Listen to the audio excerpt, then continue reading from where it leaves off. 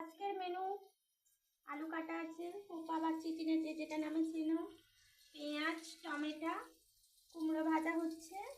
আর এই সোয়াবিনটা একটু ধুয়ে দিয়ে দেবো, ভিজানোর দরকার নেই, খুব নরম। তো আমার ভিডিওগুলো একটু লাইক সাবস্ক্রাইব করে দিয়ে শেয়ার করে দিও। আর এই ডিমের ঝাল হবে, মশলা বাটা চলছে, জিরে লঙ্কা আদা, এটা হোপার তরকারির জন্য, হোপা বা চিচিনে যারা চেনামে চেনো। আর ডিমের জন্য বান্না মানে মশলা বাটা হয়ে গেছে।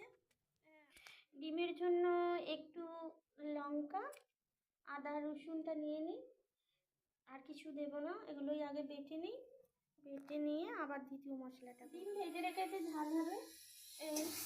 এতে পেঁয়াজ টমেটো দিয়ে একটু কষিয়ে নিই, তারপরে এই মশলা বাটা আছে, এই অল্প মশলাটা দেবো।